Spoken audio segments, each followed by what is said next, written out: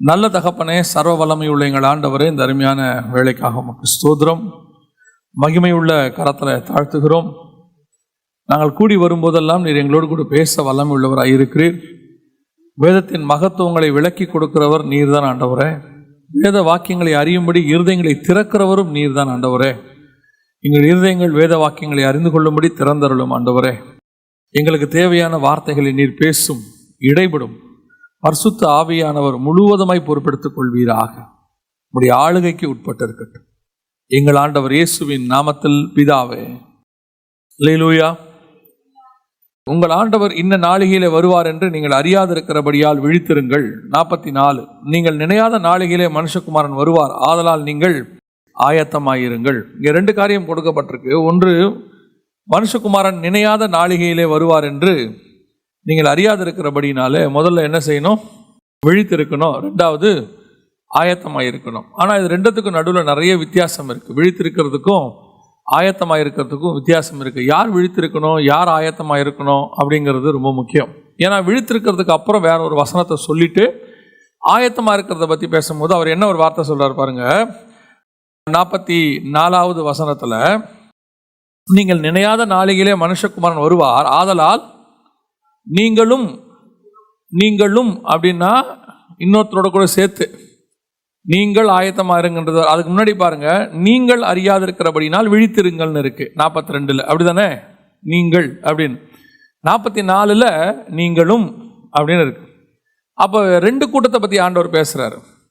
அவங்களும் ஆயத்தமாக இருக்கணும், நீங்களும் ஆயத்தமாக இருங்கள். நீங்கள் ஆயத்தமாயிருங்கள், நீங்களும் ஆயத்தமாயிருங்கள். அப்போ தான் அந்த இங்கிலீஷில் பார்த்தீங்கன்னு சொன்னால் சில டிரான்ஸ்லேஷனில் ஆல்சோன்னு இருக்குது, யூ ஆல்சோ அப்படின்னு இருக்குது. ஒரு சில டிரான்ஸ்லேஷனில் யூ டூ அப்படின்னு இருக்குது. அப்போ 2 கூட்டத்தை பார்த்து கர்த்தர் பேசுகிறார். இது ஒரே கூட்டத்தை பார்த்து பேசுகிற விஷயம் இல்லை. நீங்கள் சாதாரணமாக படிக்கும்போது பார்த்தீங்கன்னு சொன்னால் இது ஒரு கூட்டத்தை பார்த்து பேசுகிற மாதிரியே இருக்கும். ஆனால் கொஞ்சம் நீங்கள் டீப்பாக உள்ளே போய் பார்த்தீங்கன்னு சொன்னால் 2 கூட்டத்தை குறித்து பேசுகிறார். ஒரு கூட்டத்தை பார்த்து விழித்திரு என்று சொல்லுகிறார், இன்னொரு கூட்டத்தை பார்த்து ஆயத்தமாயிரு அப்படின்னு சொல்கிறார். அப்போ இந்த விழித்திருக்கிற கூட்டம் யார், ஆயத்தமாக இருக்கிற கூட்டம் யார் அப்படின்னு சொல்லி அதை படிச்சுட்டே வரும்போது இன்னொரு பெரிய ஆச்சரியம் என்னென்னா, 25ஆம் அதிகாரம் மத்தேயு எழுதின சுவிசேஷத்தில் பார்த்தீங்கன்னு சொன்னால் 3 உவமையை சொல்கிறார். இது 24, 25 தொடர்ச்சி. இது கொஞ்சம் வேதபாடம் மாதிரி இருக்கும், கவனிச்சிட்டே வாங்க, அப்போ தான் புரியும். 24ஆம் அதிகாரத்துக்கும் 25ஆம் அதிகாரத்திற்கும் தொடர்ச்சி. 2ம் ஒரே சம்பவத்தை தான் கர்த்தர் பேசிகிட்டு இருக்கிறார், தனித்தனியாக பேசலை. நம்ம என்ன பண்ணுவோம்னா, டெய்லி வேதம் வாசிக்கும் போது இன்றைக்கி 24ஆம் அதிகாரத்தை படித்து முடிச்சுட்டு பைபிளை மூடிடுவோம். நாளைக்கு 25ஆம் அதிகாரத்தை படிப்போம். அது தனியாக இருக்கும், இது தனியாக இருக்கும். நம்ம இது வரைக்கும் புத்தி உள்ள கன்னிகைகள், புத்தி இல்லாத கன்னிகைகளை ஒரு ஓமையாக தனியாக தான் படிச்சுக்கிட்டு இருக்கிறோம். ஆனால் 24ஆம் அதிகாரத்தோடு கூட சேர்த்து படிக்கிறது கொஞ்சம் பேர் தான். அது ஆண்டவர் யாராவது சொல்லியிருந்தாங்கன்னா அப்படி சேர்த்து படிப்பாங்க. அப்போ இந்த 24ஆம் அதிகாரத்தினுடைய தொடர்ச்சி தான் 25ஆம் அதிகாரம். எப்படி அப்படின்னு கேட்டிங்கன்னு சொன்னால் ஒரு வசனம் வாசிங்க, அதுக்கப்புறம் அதோட விளக்கத்தை நான் சொல்கிறேன். 25ஆம் அதிகாரம் 13வது வசனத்தை வாசிங்கள். மனுஷகுமாரன் வரும் நாளையாவது நாளிகையாவது நீங்கள் அறியாதிருக்கிறபடியால். 42ல் என்ன சொன்னாரோ அதே விஷயந்தான் இங்கே வருது. 42ல் விழித்திருங்கள்னு சொல்லிட்டு ஒரு விஷயத்தை பேசிக்கிட்டே வந்துட்டு அப்படியே ஒரு உவமையை சொல்கிறார். உவமையை சொல்லிட்டு அந்த காரியத்தை எப்படி முடிக்கிறார்னா, மனுஷகுமாரன் நிதையான நாளிகையில் வருகிறபடினால் நீங்கள் விழித்திருங்கள் அப்படிங்கிறார். அப்போது ஆண்டவர் யாரை பார்த்து பேசுகிறாரு, எதை பார்த்து பேசுகிறாரு அப்படின்னு பார்த்தீங்கன்னு சொன்னால் 42ஆம் வசனத்தில் சொல்லப்படுகிறது விசுவாசிகளை குறித்து, அங்குள்ள மக்களை குறித்து சொல்லுகிறார். 44வது வசனத்தில் சொல்லப்படுகிறது ஊழியக்காரர்களை குறித்து சொல்லுகிறார். ஒருவேளை அது அப்போஸ்தலரை பார்த்து சொல்லியிருக்கலாம் அந்த இடத்துல ஆண்டவர். ஆனால் பொதுவாக இது யாரை மென்ஷன் பண்ணி வருதுன்னா ஊழியக்காரங்களை பற்றி வருது. முதல்ல 42 விசுவாசிகளை குறித்து சொல்லப்பட்டிருக்கு, 44 அதிலிருந்து ஊழியக்காரங்களை பற்றி. அப்போ இந்த 42, 43 இந்த 2 வசனமும் விசுவாசிகளுக்கான வசனம். அவர்களுக்கான ஓமை எங்கே இருக்குன்னா 25ஆம் அதிகாரம் 1 முதல் 13 வசனத்தில் இருக்குது. அவங்க எப்படி விழித்திருக்கணுன்றதுக்கான அதுக்கான விளக்கம் அங்கே இருக்குது. அடுத்து ஊழியக்காரங்களை பார்த்து ஆயத்தமாயிருங்கன்றார், அதற்கான விளக்கம் அதுக்கப்புறம் வர 2 ஓமையில் இருக்குது. அப்போ 25ஆம் அதிகாரமும் 24ஆம் அதிகாரமும் சேர்த்து படிக்க வேண்டிய ஒரு விஷயம், தனித்தனியாக படிக்கிற விஷயம் இல்லை. 2த்தையும் நீங்கள் எப்போ படிக்கும் போதும் நோட் பண்ணி வச்சுக்கோங்க. நீங்கள் எப்போ படிக்கும் போதும் 24ஆம் அதிகாரம் மத்தேயு எழுதின சுவிசேஷத்தையும் 25ஆம் அதிகாரத்தையும் என்ன செய்யணும்? சேர்த்து படித்தா தான் புரியும், தியானிக்கவும் செய்யணும். ஏன் இந்த 3 ஓமையை தனியாக கொடுத்துருக்கிறாரு? ஒன்று புத்தி உள்ள கன்னிகள், புத்தி இல்லாத கன்னிகள் ஓமை. இன்னொன்று 5 தாலந்து 2 தாலந்து 1 தாலந்தோடைய ஓமை. மூன்றாவது அவர் நியாய தீர்ப்பை குறித்து ஒன்று காரியத்தை சொல்லுகிறார். செம்மறியாடையும் வெள்ளாடுகளை குறித்தும் சொல்லுகிறார். 3 காரியங்களை குறித்து அங்கே பேசுகிறார். இப்போ நம்ம அதை பற்றி தான் பார்க்க போகிறோம். முதல்ல நாம் எப்படி விழித்திருக்கணும் அப்படின்னு நம்ம பார்க்க போகிறோம். 43வது வசனத்தில், அதாவது மத்திய 24:43, திருடன் இன்ன ஜாமத்தில் வருவான் என்று அறிந்திருந்தால் அவன் விழித்திருந்து தன் வீட்டை கண்ணமிட ஒட்டான் என்று அறிவீர்கள் அப்படின்னு அவர் சொல்றார். அதுக்கு முந்தின வசனத்தில் ஏன் விழித்திருங்கன்னு சொல்லிட்டு எப்படி விழித்திருக்கணுன்றதுக்கு ஒரு உதாரணம் சொல்றாரு. ஒரு திருடன் வருவான்னு எஜமானுக்கு தெரிஞ்சுட்டாங்க. சொல்றா பாருங்களேன், திருடன் இன்ன ஜாமத்தில் வருவார் என்று வீட்டெஜமான் அறிந்திருந்தால், அவனுக்கு தெரிஞ்சிருச்சுன்னா அவன் என்ன பண்ணணும்? அன்னைக்கு நைட் அவனுக்கு என்ன வராது? தூக்கம் வராது. இன்னைக்கு உங்கள் வீட்டில் திருட வரப்போறேன்னு யாரும் இன்ஃபர்மேஷன் கொடுத்துட்டு கண்டிப்பாக என்ன செய்ய போகிறதில்ல, வரப்போகிறதே இல்லை. இன்னைக்கு நைட் உங்கள் வீட்டில் திருட போகிறேன், ரொம்ப கேர்ஃபுல்லாக இருந்துக்குங்க அப்படின்னு சொல்லிட்டா நாம் என்ன பண்ணுவோம்? நாம் ரொம்ப கேர்ஃபுல்லாக அன்றைக்கி நைட்டு மட்டும் தூங்காமல் என்னென்ன பண்ணணுமோ தூங்காமல் இருக்கிறதுக்கு எல்லாம் செஞ்சு அன்றைக்கி நைட்டு அந்த திருட்டு போகாமல் தடுத்துப்போம், காப்பாற்றிடுவோம். எப்படி அப்படி ஒரு கான்ஷியஸாக நாம் விழித்திருந்து இருப்போமோ அந்த மாதிரி கான்ஷியஸாக விழித்திருந்து வருகைக்கு காத்திருக்கணுங்கிறார். ஏன் திருடனையும் எஜமானியும் இங்கே ஒரு ஓமையாக கொண்டு வராரு, ஒரு விஷயத்தை கொண்டு வராரு அப்படின்னு கேட்டிங்கன்னு சொன்னால், இதை தியானிக்கும் போது எனக்கு ஒரு சில காரியங்கள் தெரிஞ்சிச்சு. அதை வச்சு நான் உங்களுக்கு சொல்கிறேன். பொதுவாக அந்த திருடன் ஓமைங்கிறது இயேசு தன்னை பற்றி சொல்லுவார், நெகட்டிவாக சொல்லுவார். திருடன் வருகிறது போல 2 பேதுரு 3:10 கர்த்தருடைய நாள் இரவிலே திருடன் வருகிற விதமாய் வரும் அப்படின்னு இருக்கு. அதே மாதிரி வெளிப்படுத்தின விஷயத்திலும் இதோ நான் திருடனை போல வருகிறேன். பல இடத்துல கர்த்தர் நெகட்டிவ் பேரபிள் சொல்லுவார். நெகட்டிவ் பேரபிள்னா என்னன்னா, தன்னை நெகட்டிவாக சொல்லுவார். இப்போ இன்னொரு வசனம் கூட இருக்கு பாருங்களேன், அந்த 25-26 பாருங்க. அவனுடைய எஜமான் பிரதியுத்தரமாக, பொல்லாதவனும் சோம்பலுமான ஊழியக்காரனே, நான் விதைக்காத இடத்தில் அறுக்கிறவன் என்றும் தெளிக்காத இடத்தில் சேர்க்கிறவன் என்றும் அறிந்திருக்கிறாய். நான் விதைக்காத இடத்தில் அறுக்கிறவன், நான் தெளிக்காத இடத்தில் சேர்க்கிறவன். அப்ப நான் ஒரு மோசமானவன், நீ என்ன பண்ற? தெரிஞ்சிருக்குதுல உனக்கு. இந்த ஓமையில அவர் யாரை பத்தி பேசுறாருன்னா தன்னை பத்தி பேசுறாரு. அந்த ஓமையில எஜமான் ஊழியக்காரன் விஷயத்துல எஜமானுங்கிறது தன்னையாகவும் ஊழியக்காரனை பூமியில் இருக்கிற ஊழியக்காரனை வச்சு பேசுறாரு. அப்ப இயேசு தன்னை பத்தி சொல்லும் போது எப்படி சொல்றாரு? நான் விதைக்காத இடத்தில் அறுக்கிறவன். இந்த மாதிரி நெகட்டிவா பேரபிள் இருக்குது. ஒரு இடத்துல பார்த்தீங்கன்னு சொன்னா பரலோக ராஜ்யத்தை புளித்த மாவுக்கு ஒப்பா சொல்வார். புளித்த மாவு என்பது ஒரு நெகட்டிவான விஷயம். புளித்த மாவு என்பது கள்ள உபதேசத்துக்கான ஒரு அடையாளம். ஆனா அந்த எடுத்து ஆண்டவர் எப்படி பேசுறாரு? தனக்கு பரலோக ராஜ்யத்துக்கு கம்பேர் பண்ணி பேசுறாரு. இதெல்லாம் நெகட்டிவ் பேரபிள். இந்த மாதிரி எடுத்து ஆப்போசிட்டா பேசுறது. அந்த மாதிரி ஒரு விஷயம் தான் தன்னை திருடன் ஆண்டவர் சொல்றது. ஒரு திருடன் எப்படி கொள்ளையிட்டு போவானோ அந்த மாதிரி நான் வருவேன் அப்படிங்கிறார்.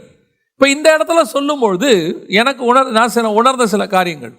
ஒரு திருடன் வருவானா தெரிந்து விட்டால் எப்படி அந்த வீட்டு எஜமான் முழுவதுமாய் ஒரு அவேர்னஸோட தூங்காம கொல்லாம இந்த திருட்டு போயிடக்கூடாதுன்னு எப்படி ஒரு கான்சியஸா இருப்பானோ அந்த மாதிரி சபை வருகைக்கு எப்படி இருக்கணுமா?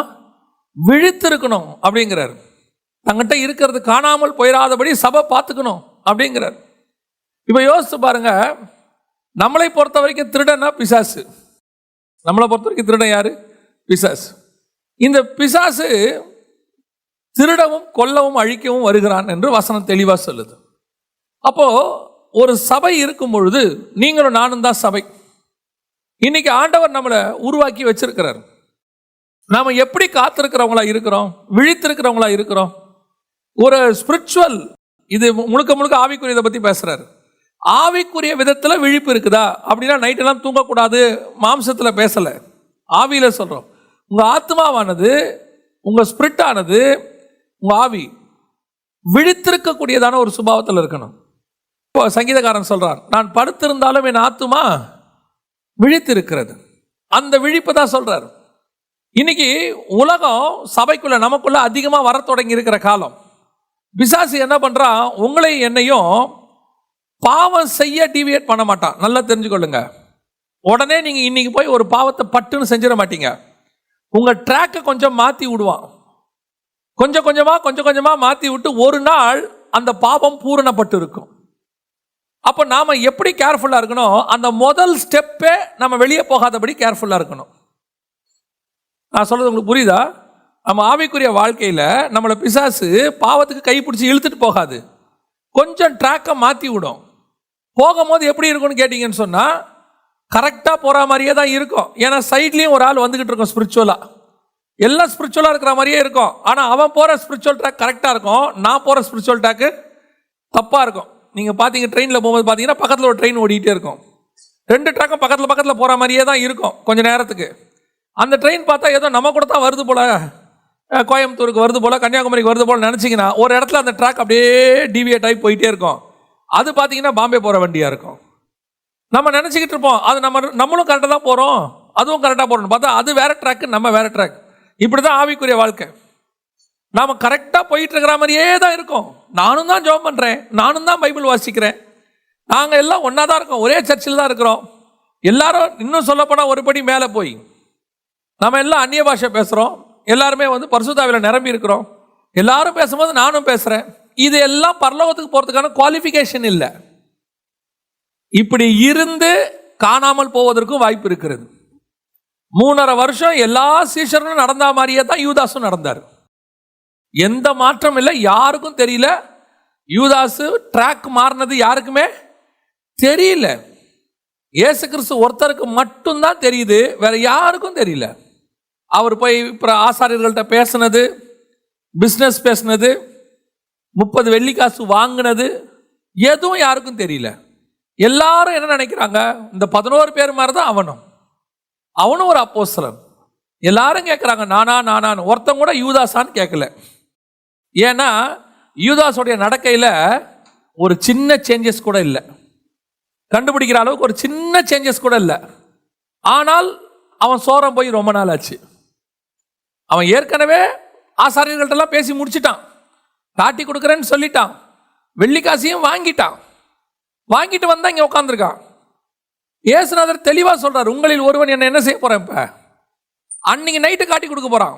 இயேசு சொல்றார், நீ போய் செய்வதை துரிதமாய் செய், எல்லாம் ஓகே தான். ஆனா இப்ப யோசிச்சு பாருங்க, கூட இருக்கிற சீஷர்களுக்கு ஒரு ஹிண்ட் கூட தெரியல பாருங்க. அப்ப என்ன நம்ம பார்க்கும்போது எப்படி நினைக்கிறோம், த மோஸ்ட் ஸ்பிரிச்சுவல் பர்சன், எல்லாம் பர்ஃபெக்டா இருக்கு, கரெக்டா இருக்கு. ஆனால் ஒரு நாள் வந்தது, ஒரு நாள் ராத்திரி தெரியுது, இவன் யார் கிடையாது, இவன் நம்மளை போல உள்ளதான அப்போஸ்தலன் கிடையாது, இவன் ஒரு திருடன் அப்படின்னு தெரியுது. இதுதான் ஆவிக்குரிய வாழ்க்கையினுடைய பிரச்சனை. பல நேரங்களிலே நமக்கு தெரியாது, நம்ம ட்ராக் மாறினதே தெரியாது. நாம நினைச்சுக்கிட்டு இருக்கிறோம் விழித்திருக்கிறோம்னு. ஆனா பல நேரங்களிலே நம்முடைய பொக்கிஷங்கள் காணாமல் போய் கொண்டிருக்கிறது. நாம வருகைக்கு ஆயத்தப்படுறோம் நினைச்சிட்டு இருக்கிறோம், ஆயத்தப்பட்ட மாதிரி நினைச்சுக்கிட்டு இருக்கிறோம். இன்னும் ஒரு சிலருக்கெல்லாம் இந்த வருகைக்கான ஒரு 2-3 நாள் கூட்டத்தை அட்டன் பண்ணி ஜாம் பண்ணிட்டாங்கன்னா வருகையில் போயிடுவோன்னு கன்ஃபார்ம் பண்ணிடுறான். என்ன முடிவு பண்ணிடுறாங்க அப்படின்னா, நாங்கள் தான் மீட்டிங்லாம் அட்டன் பண்ணோமே, நாங்கள் எல்லா மீட்டிங்கும் ரெகுலராக அட்டன் பண்ணுறோம். நல்லது, நான் குறையா சொல்லலை. ஆனால் விழித்திருத்தல் ரொம்ப இம்பார்ட்டன்ட். இதுக்கு எக்ஸாம்பிளாக தான் கர்த்தர் என்ன பண்ணுறாரு, உவமையாக எதை கொண்டு வர்றாரு, 1ஆம் அதிகாரம் 13ஆம் வசனம் வரைக்கும் 25வது அதிகாரத்தை கொண்டு வர்றாரு. பரலோக ராஜ்யம் எதற்கு ஒப்பாய் இருக்கிறது அப்படின்னு சொல்லி அவர் சொல்றாரு, 10 கன்னிகைகளுக்கு. இந்த 10 கன்னிகைகளுடைய உவமை நம்ம எல்லாரும் படிச்சிருக்கோம், எத்தனையோ தடவை என்ன பண்ணியிருக்கிறோம், செய்தி கேட்டிருக்கிறோம், எல்லாம் இருக்குது. புத்தி உள்ளவர்கள், புத்தி இல்லாதவர்கள் நாம கேட்டிருக்கிறோம். புத்தி உள்ளவங்களுக்கும் புத்தி இல்லாதவங்களுக்கும் என்ன வித்தியாசம்? ஏன் அவங்கள புத்தி உள்ளவங்க நம்ம சொல்றோம்? அவங்க என்ன வச்சிருந்தாங்க, எண்ணெய் வச்சிருந்தாங்க. புத்தி இல்லாதவங்க எண்ணெய் இல்லாம இருந்தாங்க, இதான சொல்றோம். ஆனா இயேசு கிறிஸ்து அப்ப என்ன சொல்லியிருக்கணும், முடிக்கும் போது 5 பேர் புத்தி உள்ளவர்கள், 5 பேர் புத்தி இல்லாதவர்கள். புத்தி உள்ளவர்கள் எண்ணெயை கொண்டு போனார்கள், புத்தி இல்லாதவர்கள், அங்க வசனம் சொல்றது, புத்தி உள்ளவர்கள் தங்கள் தீவெட்டிகளோடு கூட தங்கள் பாத்திரங்களில் எண்ணெயும் கொண்டு போனார்கள், புத்தி இல்லாதவர்கள் தங்கள் தீவெட்டிகளை எடுத்துக்கொண்டு போனார்கள், எண்ணெயை கூட கொண்டு போகவில்லை. அப்ப புத்தி உள்ளவன் எண்ணெய் உள்ளவன், புத்தி இல்லாதவன் எண்ணெய் இல்லாதவன். தெளிவா சொல்லிட்டார், எல்லாம் கரெக்டா சொல்லியாச்சு. அப்ப முடிக்கும் போது இயேசு என்ன சொல்லி முடிக்கணும், எல்லாரும் போகும்போது என்ன கொண்டு போங்க, எண்ணெய் கொண்டு போங்க, அது ரொம்ப முக்கியம் தானே முடிக்கணும். ஆனா வசனத்துல என்ன சொல்லி முடிக்கிறாரு, 13வது வசனத்துல, மனுஷகுமாரன் வரும் நாளிகையாவது நீங்கள் அறியாது இருக்கிறபடியால் விழித்திருங்கள். அப்படிலாம் சொல்லக்கூடாதுல்ல, மனுஷகுமார் வரும் நாளையாவது நீங்கள் அறியாது இருக்கிறபடியினால் தேவையான அளவுக்கு எண்ணெய் கொண்டு போங்கள். அப்படிதானே சொல்லணும். அதானுங்க அட்வைஸ். இப்போ அங்கே பிரச்சனை என்ன? எண்ணெய் இல்லைன்றதான பிரச்சனை. ஆனால் இயேசுநாதர் சொல்றது அதுக்கு ரெமிடி என்னன்னா, விழித்திருங்கள்ன்ற ரெமிடி இல்லை. அவர் நியாயமா என்ன சொல்லணும்? எண்ணெய் கொண்டு போங்கள் தான் சொல்லியிருக்கணும். அவர் என்ன சொல்றாரு? விழித்திருங்கள். அப்போ பிரச்சனை எண்ணெய் கொண்டு போகாதது மட்டுமல்ல, பிரச்சனை தூங்குனது. 2 பேர் என்னங்க, 2 பேரும் தானே தூங்கினாங்க. புத்தி உள்ளவனும் தூங்கினா, புத்தி இல்லாதவனும் தூங்கினா. ஆமா, 2 பேரும் தூங்கினாங்க. இவன் புத்தி உள்ளவன், அவன் புத்தி இல்லாதவன்.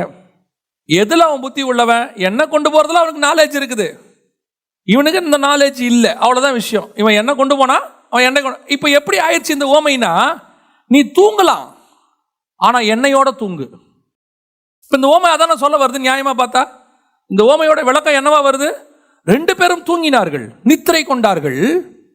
அவன் எண்ணெயோடு கூட தூங்கினாள், இவள் எண்ணெய் இல்லாமல் தூங்கினாள். எண்ணெயோடு தூங்கினவள் புத்தி உள்ளவள், எண்ணெய் இல்லாமல் தூங்கினவள் புத்தி இல்லாதவள். அப்போ தூங்கினது பிரச்சனையே இல்லையா? பிரச்சனை தூங்கினதா தூங்காததா? அப்ப இயேசு கிறிஸ்து சொல்லும் போது என்ன சொல்லியிருக்கணும்? நீங்கள் தூங்கும் பொழுது மனுஷகுமார் இன்ன நாளிகையில் வருவார் என்கிறது அறியாதபடியினால எண்ணெயோடு கூட தூங்குங்கள், உங்கள் எண்ணெயை பத்திரமாய் பார்த்துக் கொள்ளுங்கள். அப்படித்தானே சொல்லணும். ஆனா சொல்லும் போது என்ன சொல்றாரு? விழித்திருங்கள். பிரச்சனை எண்ணெய் இல்ல, தூங்குனது. ஆனா ஒருத்தன் தூங்கும் போது அவன் ஏதோ ஒருத்தன் அறிவுள்ளவ எண்ணெயோட தூங்கிட்டான், இவன் எண்ணெய் இல்லாம தூங்கிட்டான். ஒருவேளை எண்ணெய் இல்லாதவன் தூங்காம இருந்திருந்தா, இப்ப என்கிட்ட எண்ணெய் இல்லை, நான் தூங்கவும் இல்லை, என்ன ஆயிருக்கும்? அணையும் போது ஆட்டோமேட்டிக்கா நான் ஓடி போய் என்ன பண்ணிருப்பேன்? நான் எண்ணெயை வாங்கிட்டு வந்திருப்பேன். எனக்கு தெரிய போ ஒரு லிமிட்ல தெரியும்ல. பைக் ஓட்டுறவருக்கு நல்லா தெரியும் ரிசர்வ் ஆயிருச்சு, இப்ப நான் என்ன போடணும்? எண்ணெய் போடணும். அந்த முன்னாடி ஒரு காஷன் எனக்கு என்ன செய்யும்? கிடைக்கும், ஒரு அறிவு வரும். ஐயோ எண்ணெய் குறைவா இருக்குது, வண்டி ஓட்டும் போது பார்க்குறோம் பெட்ரோல் வந்து டொங்கின்னு ஒரு சவுண்டு வருது காரில். வந்த உடனே தோணுது கொஞ்சம் பெட்ரோல் தான் இருக்கு, நான் எங்கேயாவது அடுத்த பெட்ரோல் பங்க்ல என்ன செய்யணும்? பெட்ரோல் போடணும் அப்படின்னு எனக்கு ஒரு தோணுது இல்லை? அது எப்போ எனக்கு தோணும்? இது குறையப்படும் போது எனக்கு தெரிஞ்சிருச்சுன்னா தோணும். இப்போ வரும்போது இவங்க 2 பேருக்கும் ஒரே நிலைமை தான். என்ன நிலைமை? அந்த தீவெட்டி அணையிற நிலைமை தான். அது கூட வசனம் என்ன சொல்லுது பாருங்க. அப்பொழுது அந்த கன்னிகைகள் எல்லோரும் எழுந்திருந்து தங்கள் தீவெட்டிகளை ஆயத்தம் பண்ணினார்கள். தீவெட்டி இன்னும் அணையில, நல்லா தெரிஞ்சுக்கொள்ளுங்க, தீவெட்டி அணையில, இவங்க புதுசா ஏத்தல. வசனம் என்ன சொல்லுது பாருங்க. எங்கள் தீவெட்டிகள், 8வது வசனம், எங்கள் தீவெட்டிகள் அணைந்து போகிறதே. இப்பதான் அணைய போகுது, இன்னும் அணையல. இப்போ புத்தி இல்லாதவங்க முழிச்சிருந்தாங்கன்னு வச்சுக்கோங்க, புத்தி இல்லாதவங்க முழிச்சிருந்தாங்கன்னா அந்த அணைய போறது அவங்களுக்கு எப்ப தெரியும்? கொஞ்சம் முன்னாடியே தெரிஞ்சிருக்கும். போய் என்ன வாங்கியிருக்கலாம்? எண்ணெயை அப்பயே வாங்கிட்டு ஓடி வந்திருக்கலாம். இப்போ இவங்ககிட்ட என்னன்னா ப்ளஸ் பாயிண்ட்டு, தூங்கினாலும் இவங்ககிட்ட எண்ணெய் இருந்துச்சு, அவனும் தூங்கினா எண்ணெய் இல்லை, அதனால தூங்குறது கரெக்டின்னு ஆயிடாது. நான் சொல்றது புரியுதா? அப்படின்னா என்ன ஆயிடும் கணக்கு? ஊமை எப்படி ஆயிடும்? எண்ணெய் உள்ளவர்கள் எல்லாம் தூங்குங்கள், பிரச்சனை இல்லை, நம்மகிட்ட தான் என்ன இருக்குது? என்ன இருக்குது, அப்படிதானே? நான் இப்போ ஒரு உதாரணம் சொல்லுவேன், கோச்சிக்க கூடாது. நல்லா சமைச்சு வச்சுட்டு தூங்கினோம்னா பிரச்சனை இல்லை. வீட்டுக்காரர் எந்த நேரத்தில் வந்து கேட்டாலும் தான் சாப்பாடு ரெடி, டக்குன்னு போட்டுடலாம். இல்லை சமைச்சு வைக்காம தூங்கினோம்னா நம்ம பேர் என்னவா மாறிடும்?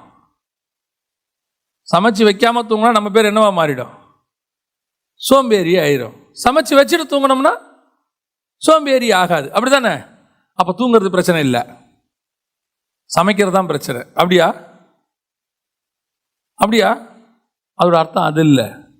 நீ சமைக்கிறியோ சமைக்கலையோ, 2வது நீ விழித்திருக்கணும். அந்த காலத்தில் இருக்கிற அம்மாலாம் சொல்லுவாங்க, ஏமா பகல்ல படுத்து தூங்குறிய? பகல்ல தூங்கக்கூடாது. அது பெண்கள் மட்டும் இல்லை, ஒரு 10-15 வயசு பையன் படுத்து தூங்கினானா அப்பா என்ன சொல்லுவாரு? டே சோம்பேறி, எழுந்துடா, போய் வெளியே வந்து விளையாடுறா, அப்படி படுத்தே கிடக்குற. அப்பதான் நல்ல அப்பா அப்படிதான் சொல்லுவாரு. நல்ல அப்பா அப்படிதான் சொல்லுவார். ஏன்டா படுத்தே கிடக்க, எழுந்திருப்போ, சிலதெல்லாம் பார்த்தீங்கன்னு சொன்னா ஒரு வேலையும் இல்லையே, தூங்குனா என்ன? வேலை இல்லாட்டி தூங்கணும்னு யார் சொன்னா? இல்ல, அப்ப பிரச்சனை இங்க என்னவா இருக்கு? எண்ணெய் பிரச்சனை அல்ல, எண்ணெய் தேவை. அதை விட பிரச்சனை தூங்குவது தான் பிரச்சனை. இதோடைய அர்த்தம் என்னன்னா, ரெண்டு விதமான சபைகள் இருக்கு. ரெண்டு விதமான சபைகள். ஒன்று நியாயப்பிரமாண ஈக்குவலான சபை, எண்ணெய் இல்லாதது, பரிசுத்தாவி இல்லாதது.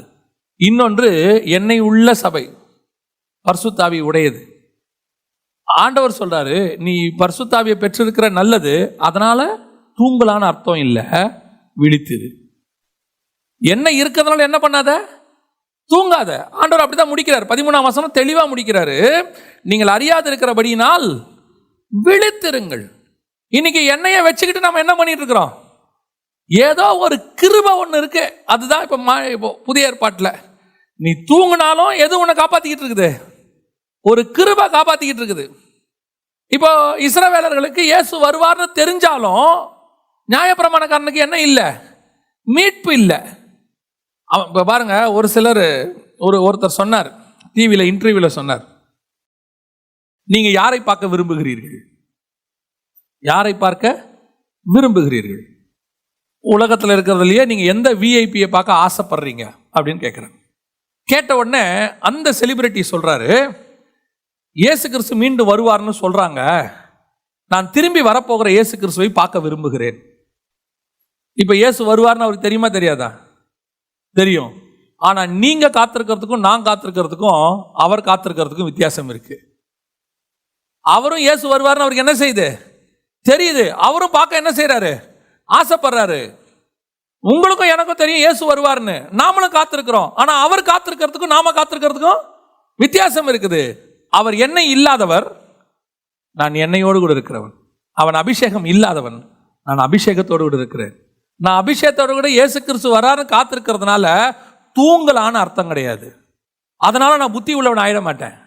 நான் சொல்றது புரியுதா? இப்போ நான் பரிசுத்தாவியை பெற்றுக்கொண்டேன், எனக்கு புத்தி வந்துருச்சு, கர்த்தருடைய கிருபை, அவரை அறிகிற அறிவு வந்துருச்சு, எனக்கு அந்த நாலேஜ் கொடுத்துட்டார் ஆண்டவர், நம்ம எல்லாருக்கும் கொடுத்துட்டாரு, புத்தி உள்ளவங்க ஆயிட்டோம், பரிசுத்தாவியை பெற்றுக்கொண்டோம், எல்லாம் ஓகே. ஆனா தூங்கலான்னு அர்த்தம் கிடையாது. இயேசு சொல்றாரு, நீயும் தூங்காத. எண்ணெய் இல்லாதவன் தூங்குற மாதிரி எண்ணெய் இருக்கிறவன என்ன செய்யாத? தூங்காத, விழித்துரு. ஏன்? நீ தூங்குனா உன் ஆவிக்குரிய பொக்கிஷம் கொள்ளையடிக்கப்படும், உன் ஆவிக்குரிய பொக்கிஷம் காணாமல் போகும். பிசாசு களைகளை கொண்டாந்து விதைப்பானா. ஒரு ஓமையில கேட்கிறாங்க எஜமான பார்த்து, நீர் நல்ல நிலங்களை அல்லவா, நல்ல விதைகளை அல்லவா விதைத்தீர், எப்படி களைகள் வந்தது? ஆனா வசனம் பாத்தீங்கன்னா அந்த எஜமான் திருப்பி சொல்ல மாட்டார், நீங்க தூங்கினால தான் விதைச்சான்னு. ஆனா அந்த ஓமையில இருக்கும், அவனுடைய வேலைக்காரர்கள் நித்திரை மயக்கம் கொண்டார்கள், சத்ரு வந்து களைகளை விதைத்தான் இருக்கு. எப்ப நம்ம தூங்குறோமோ அப்போ நம்முடைய பொக்கிஷம் காணாமல் போகும். எப்ப தூங்குறோமோ அப்பொழுது களைகள் விதைக்கப்படும். இன்னைக்கு நிறைய ஆவிக்குரிய சபை தூங்குது, நிறைய சபை தூங்குது. சபை விழித்திருக்கிற சபையா இருக்கணும். அதான் எப்பவும் சொல்லுவேன், பிசாசு 24 மணி நேரம் விழிச்சிருக்கிறான் பாருங்க, பார்த்துருக்கீங்களா? அவன் தூதன், தள்ளப்பட்ட தூதன், அவன் ஸ்பிரிட்டு, அவன் விழிச்சிருக்கான். உடனே சொல்லுவான் நமக்கு ஒரு பதில் எல்லாரும், அவன் தூதன் ஸ்பிரிட்டு, அவன் விழிச்சிருக்கான். நாம மாம்சத்தில் இருக்கிறோம், நம்மளால அப்படி முடியுமா? பிசாசுக்குரியது எல்லாம் 24 மணி நேரம் முழிச்சிருக்கு. பிசாசு மட்டும் 24 மணி நேரம் முழிக்கல, பிசாசுக்கு உரியதும் 24 மணி நேரம். இன்னைக்கு இந்த பூமியில 24 மணி நேரமும் சினிமா ஓடுதா இல்லையா? 24 மணி நேரம் சினிமா ஓடுதா இல்லையா? 24 மணி நேரமும் கிளப்பு திறந்துருக்கா இல்லையா? எத்தனையோ நாட்டில் 24 மணி நேரமும் பார் திறந்துருக்குது. எத்தனையோ நாட்டில் 24 மணி நேரமும் பாவத்துக்கு வழி இருக்கா இல்லையா? அப்போ பிசாசு விழிச்சிருக்கான்னா தான் பிசாசுடைய ஆட்கள் விழிச்சிருக்கிறாங்களா இல்லையா? டிவிக்காரங்க நீங்க எடுத்துக்கோங்க, ஒரு நம்ம ஊர் சேனல் எடுத்துக்கோங்க, 24 ஹவர்ஸ் ஓடிக்கிட்டே இருக்கா இல்லையா? ஒரு சேனல்காரன் 24 மணி நேரம் வேலை பார்க்கறதுக்கு ஆளை போட்டு பார்க்கறானா இல்லையா? பகல் ஷிஃப்ட், இரவு ஷிஃப்ட் எல்லாம். ஆமா, கரெக்ட் தானே? பிசாசுக்குரியதெல்லாம் 24 மணி நேரம் வேலை செய்யும் போது தேவனுக்குரியது 24 மணி நேரம் வேலை செய்யணுமா இல்லையா? இருக்கணும் தானே? அப்ப சபை எப்படி இருக்கணும்? 24 மணி நேரமும் எப்படி இருக்கணும்? விழித்து இருக்கணும். சபை, நம்ம சபை அப்படி திறந்து இருக்குதா? நான் உடனே சபை 24 மணி நேரம் திறந்து வச்சிருக்காங்க. இல்லை, சபைனா நம்ம தான். நான் கட்டடத்தை திறந்து வைக்கிறீங்களான்னு கேட்கல, நம்ம தான். நான் படுத்திருந்தாலும் என் ஆத்மா எப்படி இருக்கணும்? விழிச்சிருக்கணும், கான்சியஸா இருக்கணும். இயேசு கிறிஸ்துவானவர் பகலெல்லாம் ஊழியம் செய்தாரா? இரவெல்லாம் வசனம் என்ன சொல்லுது? ஜெபம் பண்ணினார். எப்ப தூங்கினார்னே தெரியல. அதிகாலையில் ஏஞ்சி போனா அவர் உட்காந்து ஜெபம் பண்ணிட்டு இருக்கிறார். இருட்டோட ஜெபம் பண்ணிட்டு இருக்கிறார். அவர் சொல்றாரு, எனக்கு காலை தோறும் பிதா எழுப்புகிறாருங்கிறார். எப்போ போய் தேடினாலும் நைட்டு போய் பார்த்தா ஜெபம் பண்ணிட்டு இருக்கிறார். இயேசு தூங்கினதை படக்க தவிர வேற எங்கேயுமே இவனுக்கு பார்த்துருக்க மாட்டானுங்க. நீ இவனுங்க தூங்கின பிறகுதான் அவர் தூங்குவார் போல, இவனுங்க எழுந்திரிக்கிறதுக்கு முன்னாடி ஏஞ்சிருவார் போல. இவனுங்க இயேசு தூங்கினார்னு எங்கேயுமே ரெஜிஸ்ட்ரேஷன் இல்லை. அந்த படகுல தூங்கினார்னு ஒரு ரெஜிஸ்ட்ரேஷன் இருக்கு, அவ்வளோதான். மற்றபடி வேற எங்கேயும் ரெஜிஸ்டரே பண்ணல இயேசு தூங்கினார்னு. தூங்கி இருப்பார் கண்டிப்பா. இயற்கை பிரமாணத்தை மாற்ற மாட்டார் ஆண்டவர். அவரும் தூங்கி இருப்பார் கண்டிப்பா. என்ன, இவங்க எல்லாம் தூங்கின பிறகு அவர் தூங்கி இருப்பார் போல. ஜமகம் பண்ணிட்டு கொஞ்சம் லேட்டா. இவங்களுடைய தூங்குற அவர்ஸும் அவருடைய தூங்குற அவர்ஸும் குறைவு. ஆனா வசனம் சொல்றது, இஸ்ரவேலை காக்கிறவர் உறங்குவதும் இல்லை தூங்குவதும் இல்லை. இன்னைக்கு சபை நித்திரை மயக்கம்.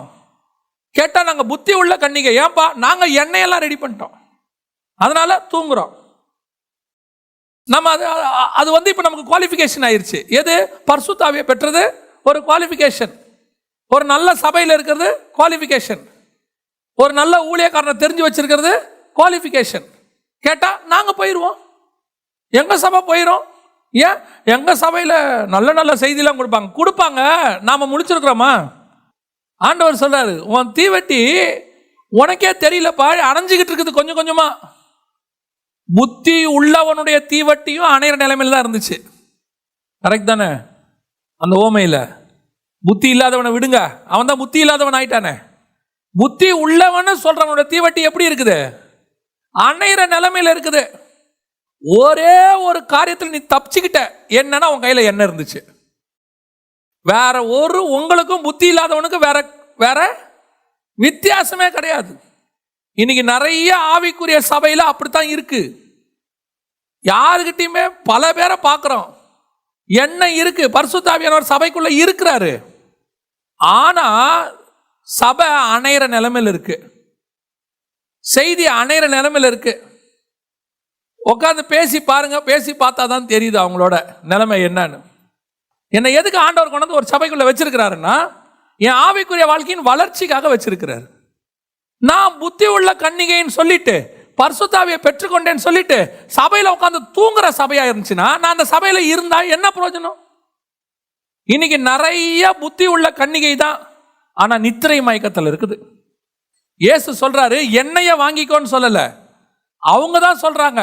புத்தி உள்ள கன்னிகை தான் சொல்றாங்க, விற்கிறவங்கிட்ட போய் என்ன செய்யுங்க, வாங்கிக்கங்க. ஆனா இயேசு சொன்னது எண்ணெய வாங்கிக்கன்னு சொல்லல. இயேசு சொல்றாரு, நீ என்ன செய்ய? விழித்திருந்து ஜெபம் பண்ணு. That is important. நீ விழித்திருந்து ஜெபம் பண்ணு. நீ முதல்ல விழித்திரு, அதான் ரொம்ப முக்கியம். இன்னைக்கு சபை தூங்குது. பரிசுத்த ஆவி இருக்கு, எண்ணெய் இருக்கு, தீவெட்டி இருக்கு, வசனம் இருக்கு, ஆனா வசனம் அணையிற நிலைமையில இருக்கு. இப்ப பரிசுத்த ஆவியானவர் எண்ணெய இப்பவே ஆயத்தம் பண்ண சொல்றாரு. நீ சவுண்டு வந்த பிறகு ஆயத்தம் பண்ணாத. மனுஷகுமாரன் வருகிறார் என்று சவுண்டு வந்த பிறகு ஆயத்தம் பண்ணாத, இப்பவே ஆயத்தமாயிரு. இன்னைக்கு சபை ஆசீர்வாத மயக்கத்தில் இருக்கு, உலக மயக்கத்தில் இருக்கு. இன்னைக்கு சபை எதுல இருக்குது? பலுகி பெருகிற மயக்கத்தில் இருக்கு. சபை இன்னைக்கு ஒவ்வொன்றும் ஒவ்வொரு விஷனுங்கிற பேர்ல எல்லாரும் இப்போ எப்படி, முந்திலாம் விஷன்னா என்ன? சபையில் கேட்டிங்கன்னா என்ன விஷன்? எப்படியாவது ஒரு 1000 ஆத்துமா, ஒரு 500 ஆத்துமா, ஒரு 100 பேர் ஞானஸ்தானம் எடுக்கணும், ஒரு 100 பேர் பரிசுத்தாவின் அபிஷேகம் பெறணும், 10 இடத்துல வீட்டு கூட்டம் ஆரம்பிக்கணும். இதுதான் 20 வருஷம் 25 வருஷத்துக்கு முன்னாடி சபையினுடைய விஷன். எழுதியே போட்டிருப்பாங்க, அப்படிதான் போட்டிருப்பாங்க. இப்போ விஷன் கேளுங்க, எப்படியாவது இடம் வாங்கணும், எப்படியாவது ஒரு பெரிய சர்ச்சு கட்டணும், எப்படியாவது ஒரு மிகப்பெரியதான 3 அடுக்கில் கட்டணும்.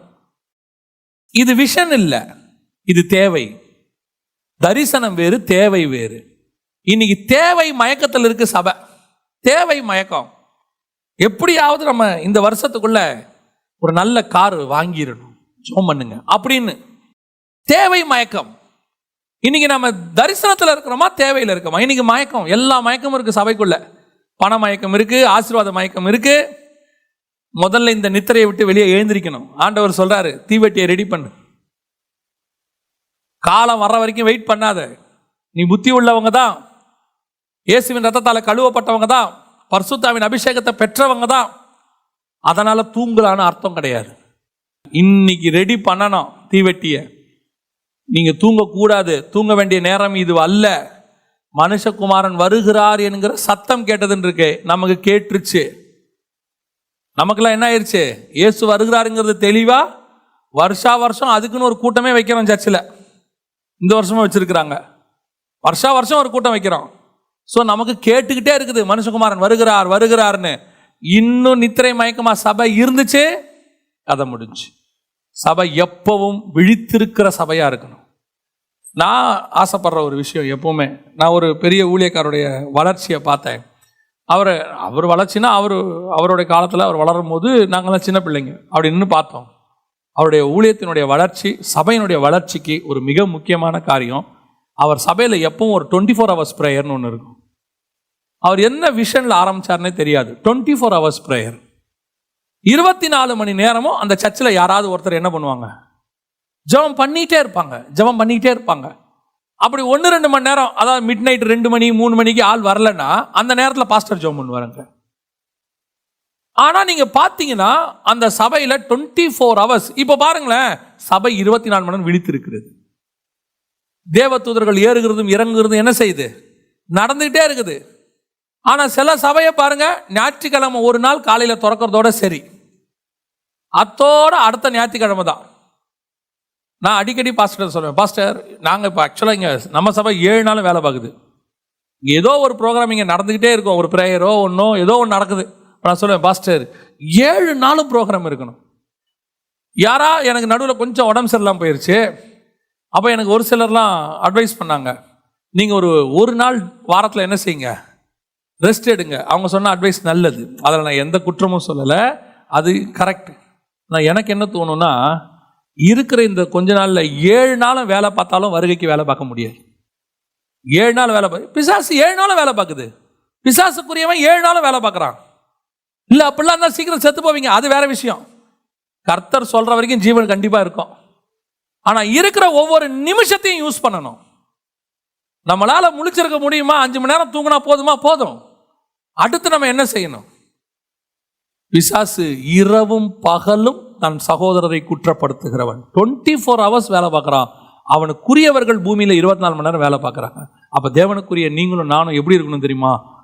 ஒன்று மாம்சத்தில் விழித்திருக்கணும். நம்ம மாம்சத்தில் தூங்கினாலும் ஆத்மா என்ன செய்யணும்? விழித்திருக்கணும். நம்ம துதியும் ஸ்தோத்திரமும் ஏதோ ஒன்று ஓடிக்கிட்டே இருக்கணும் மைண்டில். நம்ம ஃப்ரெஷ்ஷாக இருப்போம். நான் சொல்கிறேன் உங்களுக்கு, ஸ்பிரிச்சுவலி ஃப்ரெஷ்ஷாக இருக்கும் மைண்டு. நீங்கள் நினைக்கிறீங்க அப்படிலாம் யோசிச்சிட்டே இருந்தால் என்ன ஆகும், அவர் டயர்டாக இருக்குமா காலில்? இல்லை, நீங்கள் ஸ்பிரிச்சுவலி நீங்கள் உங்கள் ஆத்மா தேவனோடு கூட விழித்திருந்துச்சு, மறுநாள் காலையில் எழுந்திரிச்சு பாருங்கள், என்னைக்கும் இல்லாத ஃப்ரெஷ்னஸ் உங்கள் மைண்டில் இருக்கும். நாம் என்ன நினச்சிக்கிறோன்னா, இப்படி யோசிச்சுட்டே இருந்தால் என்ன ஆகும், காலையில் எழுந்திரிக்கும் போது ஒரு மாதிரி டயர்டாக இருக்குமே. அது உலகத்தை நீங்கள் யோசிச்சிங்கன்னா டயர்டாகும். நாளைக்கு பையனுக்கு ஃபீஸ் கட்டணும், நாளைக்கு வீட்டில் ஒரு ஃபங்க்ஷனு, சொந்தக்காரங்க வராங்க, காலையிலே எழுந்திரிக்கணும், சமைக்கணும், இதெல்லாம் செய்யணும். இப்படி யோசிச்சுட்டே இருக்கும் போது கண்டிப்பாக காலையில் எழுந்திரிக்கும் போது எப்படி இருக்கும்? டயர்டாக இருக்கும். நம்ம சொல்லுவோம், சரியா தூக்கமே இல்லைங்க நைட்டு, அப்படியே ஒரு மாதிரி யோசிச்சுக்கிட்டே இருந்தேன் அப்படின்னு. ஆனால் ஸ்பிரிச்சுவலி யோசிச்சு பாருங்க, ஒரு வசனத்தை யோசிச்சு நீங்கள் படுங்க, அந்த வசனம் உங்கள் மைண்டில் ஓடிக்கிட்டே இருக்கும். காலைல பார்த்தீங்கன்னா 5 மணி ஆகிருக்கும். நீங்கள் எழுந்திரிக்கும் போது தூங்கின மாதிரியே இருக்காது, ஆனால் மைண்டு ஃப்ரெஷ்ஷாக இருக்கும், பாடி ஃப்ரெஷ்ஷாக இருக்கும். இந்த அனுபவத்தை நீங்கள் அனுபவிச்சு பாருங்கள், உங்களுக்கு தெரியும். அதுதான் ஆத்மா விழித்திருக்கிறது. ஸோ சபை நாம் எப்பொழுதும் எப்படி இருக்கணும்? விழித்திருக்கிறதா இருக்கணும். 2வது வாசிங்க, 44வது வசனம் வாசிங்க. நீங்கள் நினையாத நாளிகையிலே மனுஷகுமாரன் வருவார், ஆதலால் நீங்களும் ஆயத்தமாயிருங்கள். இப்போ இது யாரை பற்றி சொல்றாரு? நீங்களும் யாரை பார்த்து சொல்றாரு? ஃபர்ஸ்ட் இங்க இருக்கிற விசுவாசிகளை பார்த்து சொல்லிட்டாரு. பரலோக ராஜ்யத்தை பற்றின ஓமையை சேர்த்து சொல்லிட்டாரு. 1 முதல் 13 வசனத்தில் முடிஞ்சிருச்சு. இப்போ 2வது நீங்களும் ஆயத்தமாயிருங்கள்ட்டு கீழே யாரை பற்றி பேசுறாருன்னா, ஊழியக்காரனை பற்றி பேசுறாரு. 45வது வசனம் வாசிங்க. ஏற்ற வேளையிலே தன் வேலைக்காரருக்கு போஜனம் கொடுத்து அவர்களை விசாரிக்கும்படி எஜமான் வைத்த உண்மையும் விவேகமும் உள்ள ஊழியக்காரன் யாவன். இப்ப யாரை பத்தி பேசுறாரு? ஊழியக்காரங்களை பத்தி பேசுறாரு. இப்ப ஆண்டவர் தெளிவா அடுத்த காரியம் சொல்றாரு. ஒரு பக்கம் விசுவாசிகள் நீங்கள் இப்படிலாம் இருந்து என்ன செய்யுங்க, விழித்திருந்து மணவாளனை சந்திக்க ரெடி ஆகுங்கன்னு சொல்றாரு. இன்னொரு பக்கம் ஊழியங்களுக்கு, இப்போ இந்த ஊழியன்னு ஒன்று உங்கள் மைண்டில் என்ன ஓடக்கூடாது, ஓகே இது வரைக்கும் நமக்கு மெசேஜ் முடிஞ்சிருச்சு, இதுக்கு மேலே யாருக்கு, ஊழியக்காரங்களுக்கு நினைக்கக்கூடாது. நான் எப்பவும் சொல்லுவேன், ஒவ்வொரு விசுவாசியும் ஒரு ஊழியக்காரன் தான். இது வெறும் பேச்சுக்காக சொல்லலை. கர்த்தர் உங்களை அழைக்கும் போதே, ரட்சிப்புக்குள்ள அழைக்கும் போதே வசனம் சொல்லுது, நம்மை ராஜாக்களும் ஆசாரியருமாய் தான் அழைத்திருக்கிறார். நம்ம அழைப்புல ரெண்டும் இருக்கு. நான் ஏற்கனவே உங்களுக்கு சொல்லியிருக்கிறேன், நாம ராஜாவையே கான்சன்ட்ரேட் பண்ணிட்டோம். பின்னாடி ராஜா பக்கத்திலேயே அதை எப்படி பூமியை கீழ்ப்படுத்தலாம், எப்படி ஆசீர்வதிக்கப்படலாம் அப்படியே ஓடினதுனால நம்ம எதை பத்தி கான்சன்ட்ரேட் பண்ணல, ஆசாரியனை பத்தி கான்சன்ட்ரேட் பண்ணல. அதுவும் நமக்குள்ள இருக்கு, அந்த பார்ட்டும் நம்மகிட்ட இருக்கு. நாம் இப்போ சில நேரத்தில் என்னன்னு பார்த்தீங்கன்னா, ஆண்டவர் நமக்கு, நான் ஒரு உதாரணத்துக்கு சொல்கிறேன், பாட்டு எழுதுறதுக்கும் ஒரு தாளந்து கொடுத்துருப்பாரு, மியூசிக் போடுறதுக்கும் என்ன பண்ணியிருப்பாரு, தாளந்து கொடுத்துருப்பாரு. நம்ம அந்த பாட்டு நல்லா பாடி நல்லா அதில் கொஞ்சம் ஃபேமஸ் ஆக ஆரம்பித்தோடனே மியூசிக் என்ன பண்ணிடுவோம், அதை அப்படியே கொஞ்சம் நிறுத்திடுவோம். ஏன்னா இது நல்லா வேகமாக போகுது. ரெண்டுமே சைமல்டேனியஸாக போகணும் அப்படின்னா, அது ஒரு உதாரணத்துக்காக சொன்னேன். அந்த மாதிரி நம்ம எப்பவுமே என்ன செய்யணும், ஆசாரிய ஊழியமும் ராஜா ஊழியமும் சேர்ந்து செய்யணும். ரெண்டுமே இருக்கு.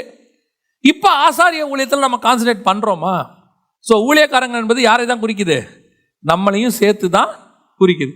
அப்போ அந்த ஊழியக்காரர்களை பார்த்து கர்த்தர் சொல்றதான வார்த்தை என்னன்னா, நீங்கள் என்னவா இருங்கள், மனுஷகுமாரன் இன்ன நாளிகையிலே வருவார் என்று நீங்கள் அறியாதிருக்க அப்படின்னாலே நீங்களும் ஆயத்தமாயிருங்கள்.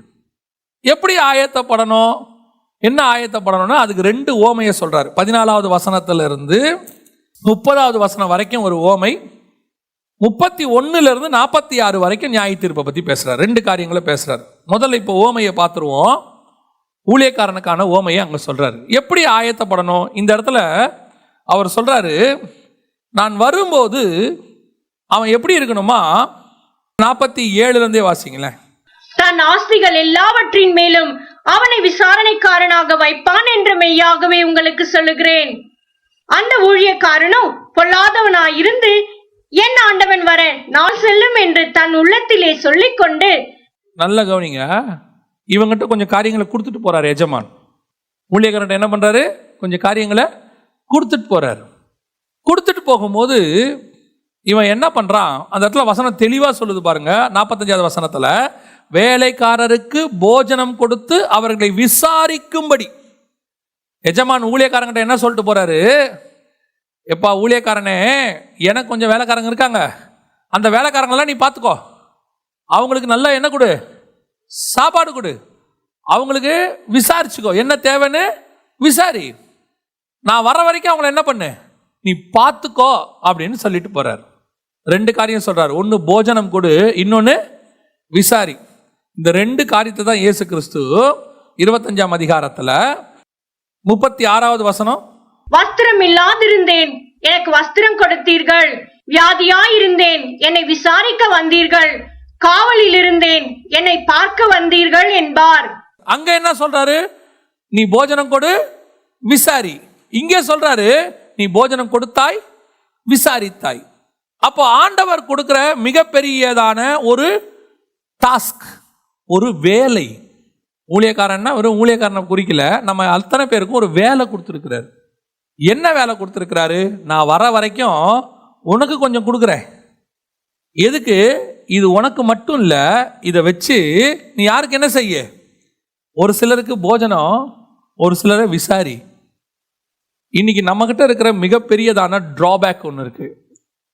இப்போ நம்ம எல்லாம் என்ன நினைச்சுக்கிட்டு இருக்கிறோம், ஒரு ஆவிக்குரிய சபையில ரட்சிக்கப்பட்டு வந்து ஞானசானம் எடுத்து பரிசுத்தாவின் அபிஷேகத்தை பெற்றாச்சுன்னா, ஒரு சபையில மெம்பர் ஆயாச்சுன்னா, இது பரலோகத்துக்கு போறதுக்கு போதும் அப்படின்னு நினைக்கிறோம்.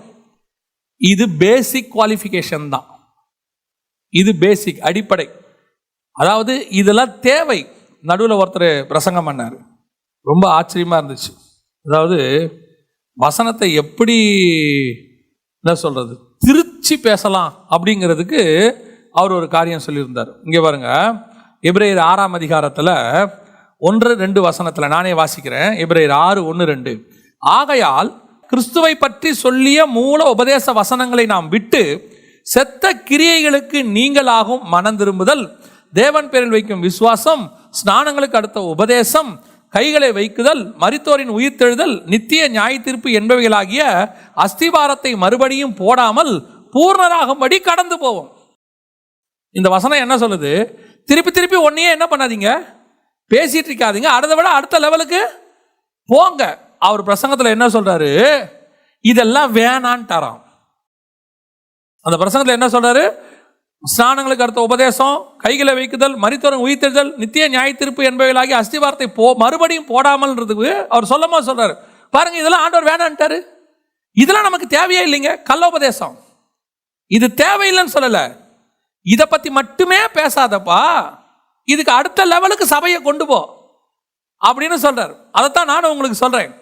இப்ப நமக்கு இப்போ இங்க வரும்போது ஆரம்பத்தில் ரட்சிப்பின் அனுபவத்தை பத்தி பேசியிருக்கிறோம், ஞானஸ்நானத்தை பத்தி சபை சொல்லி கொடுக்குது, பரிசுத்த அபிஷேகத்தை பத்தி சொல்லி கொடுக்குது.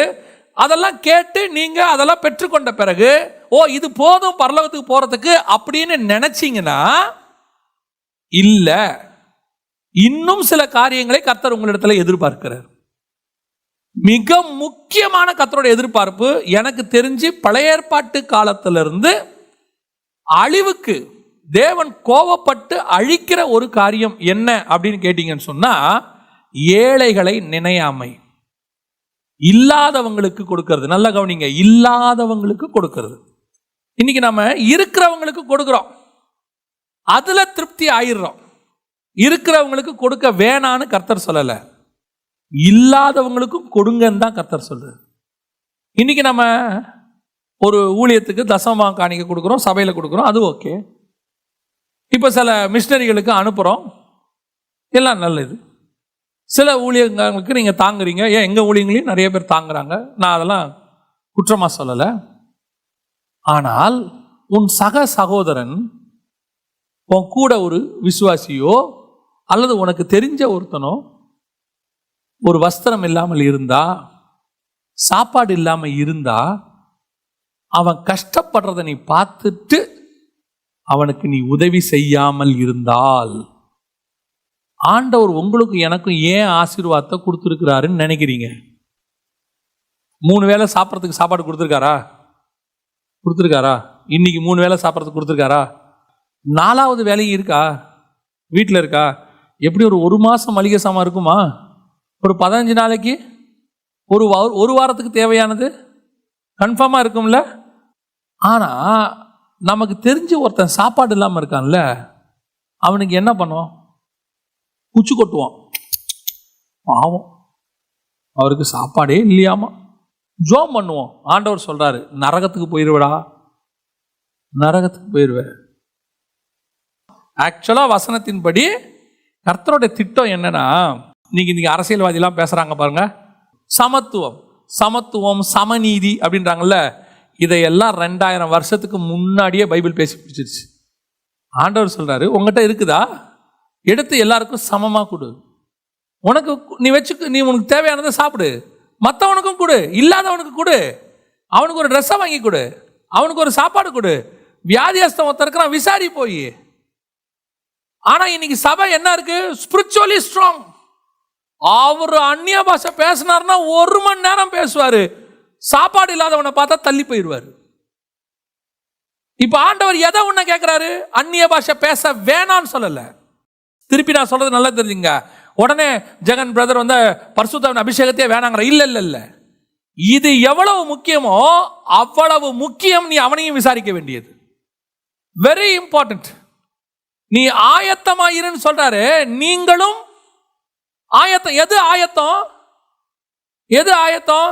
தீவட்டியை நீ ரெடி பண்றது ஆயத்தம் மட்டும் இல்ல, மற்றவனுக்கு கொடுத்து இயேசு வரும்போது உன் பலன்களை பெற்றுக்கொள்வதற்கு நீ ஆயத்தமாக இருக்கணும். நம்ம போன பிறகு கொடுக்க சொல்லி கர்த்தர் சொல்லல. மனுஷகுமாரன் நினையாத நாளிகையில் வருகிறபடியினாலே இப்பவே கொடுங்கிறாரு. ஏன்னா உன் பலன் எப்ப வரும்னு உனக்கு தெரியாது. அவர் எப்ப வேணாலும் வருவார். அவர் வரும்போது உனக்குள்ள ஒரு ஆயத்தத்தை எதிர்பார்க்கிறார். என்ன ஆயத்தம்? உனக்கு உண்டானவைகள் நீ கொடுக்கும்போது உங்ககிட்டையும் ரொம்ப வெயிட் இருக்காது பாருங்க. நம்மளாம் சொல்றது என்ன? நமக்கே கொஞ்சமா தான் இருக்கு, ஆண்டவர் சொல்றாரு அவனுக்கு கொஞ்சம் கூட இல்லை, கொஞ்சம் கூட இல்லை. கவனிங்க. அப்ப நம்ம என்ன யோசிக்கிறோம்? இப்ப இது எல்லாத்தையும் இவ்வளவு பார்க்கிறோமே, என்னைக்காவது யாருக்காவது கொடுக்கணும்னு தோணுதா? தோணும். அது பிஞ்சு பிதாரியாகி நஞ்சு கிழிஞ்சு அதுக்கு மேல அதை யூஸ் பண்ண முடியாதுன்ற ஒரு நிலை வரும்போது யாராவது ஏழைகள் இருக்கிறாங்களா? நடந்த ஒரு சம்பவம், இந்த தானே புயல்னு ஒன்று அடிச்சது ஞாபகம் இருக்குதா உங்களுக்கு? அப்போ நாங்கள் என்ன பண்ணுறோம், கொஞ்சம் திங்ஸ் எல்லாம் கலெக்ட் பண்ணி அரிசி எல்லாம் ஒரு டன்னு, ஒரு லாரியில் டன்னுலாம் அரிசி வாங்கி, அப்புறம் துணியெல்லாம் வாங்கிட்டு தெரிஞ்சவங்ககிட்டலாம் துணி சொல்கிறோம் கொடுங்க அப்படின்னு. கடலூரில் கொண்டு போய், அங்கே தான் ரொம்ப பாதிப்பு அந்த டைம், கொண்டு போகலான்னு சொல்லிட்டு போகும்போது என் மைண்டில் தோணுது, எல்லா துணியும் நம்ம அப்படியே எடுத்துன்னு போகிறோமே, அங்கே போய் பிரிக்கிறது கஷ்டம். அதனால் நம்ம எங்கேயாவது வழியில் நின்று இந்த சைஸ் வாரியாக பிரிச்சுருவோம், அப்போ கொடுக்கறது ஈஸியாக இருக்கும்னு சொல்லிட்டு மூட்டையை பிரிக்கிறோம். இவங்கெல்லாம் எவ்வளவனுங்க நல்லவனுங்கன்றது எனக்கு அன்னைக்கு தான் கண்டுபிடிச்சேன் நான். அதெல்லாம் கறி துணிக்கு கூட யூஸ் பண்ண முடியாதுங்க, கறி துணிக்கு கூட யூஸ் பண்ண முடியாது. எங்கடா டிஸ்போஸ் பண்றதுன்னு பார்த்துருக்கானுங்க. நாங்கள் அவனுங்களுக்கு குப்பை தொட்டியா தெரிஞ்சிட்டோம், தூக்கி போடுறான்ட்டு. இவனுங்களுக்கு ஒரு பெருமை வேற, இதில் நாங்கள் ஏழைகளுக்கு கொடுத்தோம், ஒரு பலனும் உனக்கு அதில் கிடைக்க போகிறதே கிடையாது. அவர் பார்க்குறாரு, ஆண்டவர் பார்க்குறாரு, நாங்கள் ஏமாந்துருவோம். ஒரு மூட்டை கொடுத்துட்டீங்கன்னு நாங்கள் ஏமாந்துருவோம், நீங்கள் என்ன நோக்கத்தில் கொடுக்குறீங்கன்னு. நினையாத நாளிகையில் ஒருத்தர் வருவர் இருக்கிறாரு, அவருக்கு தெரியும் நீ என்ன பேசிஸில் கொடுக்குறன்னு. கவனிங்க, ஆண்டவருக்கு பிடிக்காத ஒரு காரியம் சோதோம் இருக்கு இல்லையா? சோதோம் ஏன் கர்த்தர் அழிச்சாரு? நம்ம என்ன சொல்றோம், ஏன் சோதோம் அழிச்சாரு? ஓரின சேர்க்கை பாவம், அப்படிதானே சொல்றோம். இது நமக்கு தெரிஞ்ச காரியம்.